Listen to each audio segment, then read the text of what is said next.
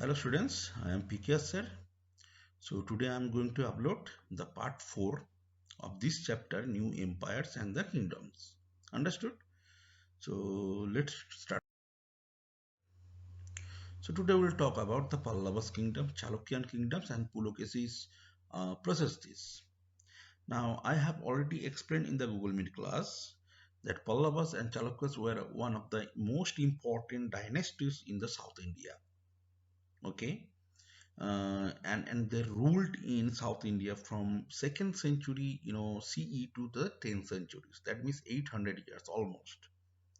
And as you all know, that Kanchipurama was the capital city of the Pallavas, and many great rulers were born. And almost 600 years, these dynasties ruled over in the Maharashtras and Karnataka part. And from the another side, Chalukyas. Chalukyas ruled for 200 years from 4th century to the 6th centuries.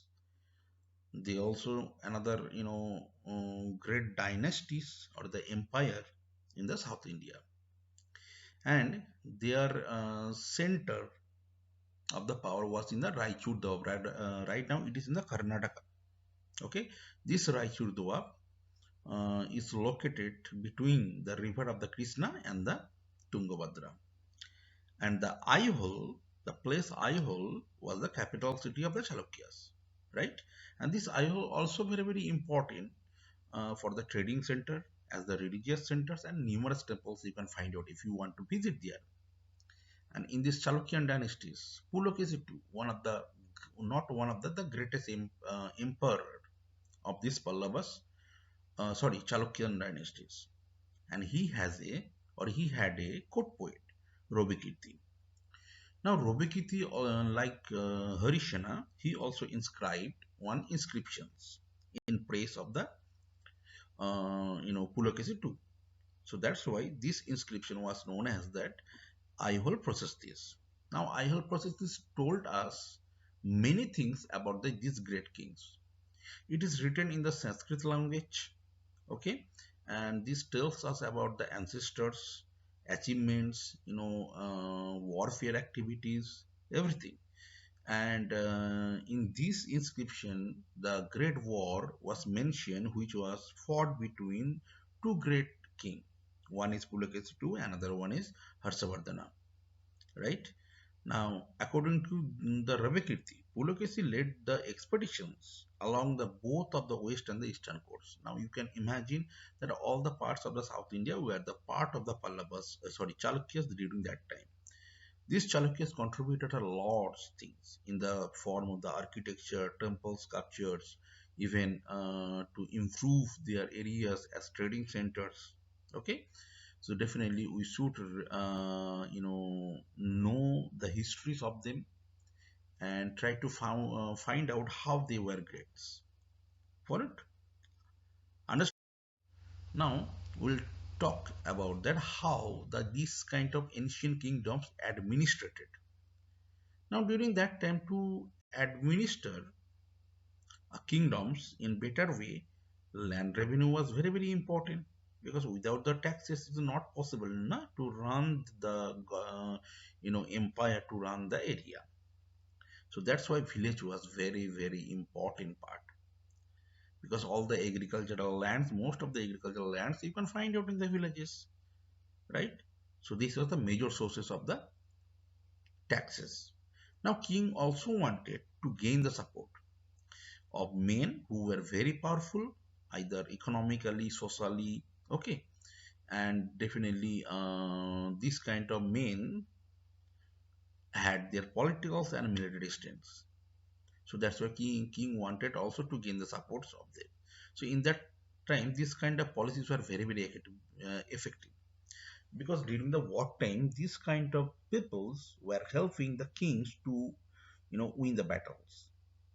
Now, what were the process of the administrations? Because I have told you that king was the final decision maker to take the decision about anything.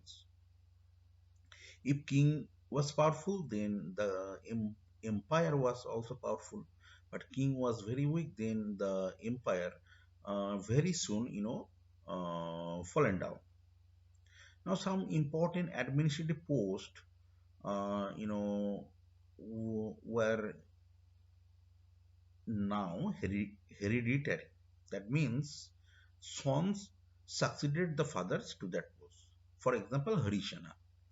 Harishana was a Mahadandanayaka, like his father.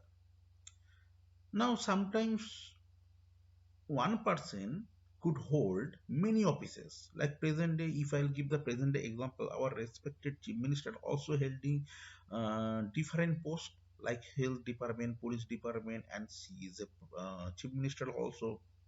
Understood? So, like besides being a Mahadanda Nayaka, Harisana also was a Kumara Amatya and Sandhi Vigrahika, right? So these were the posts, very very important posts like today's ministers who control and take the decision on behalf of the kings. And some important local administrative posts also were available, like Nagar Sestri, Sarthobaho, Prathama Kulika. So these kind of posts, these kind of officers were helping to run the empire effectively and helping the kings also. And they were regular salary paid peoples. Followed. Now, during that time, I mean to say in the ancient India, most of the kings maintained a well organized army because without the army it was not possible for them to conquer or to rule a large part of the area. So they had different kind of armies like elephants group, chariots, cavalry, and definitely foot soldiers.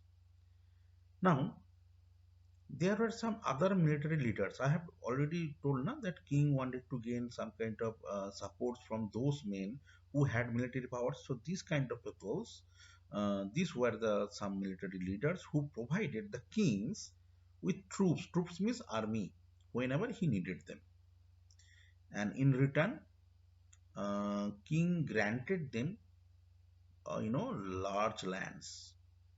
So they and these all military leaders collected revenue from the lands and used to maintain soldiers and horse and provided equipment for the warfare. Now these kind of means were known as the samantas. Now the interesting fact is that when ruler was weak, samantas tried to become independent. In that way, na, that Srigupta also was the samantas who founded the Gupta dynasty. Understood? Even Pushyamitra Singha was the military general. But the last ruler of the Mauryan dynasty, Brihadrat, was not so powerful, very weak ruler. So that's why Pushyamitra Singha killed him and founded the Sungya dynasty. So this was very common in the ancient India. Understood? So I hope you have understood what I'm trying to explain. Definitely, if you have the problems, you can contact with me directly or you can do WhatsApp. So thank you very much. Stay happy.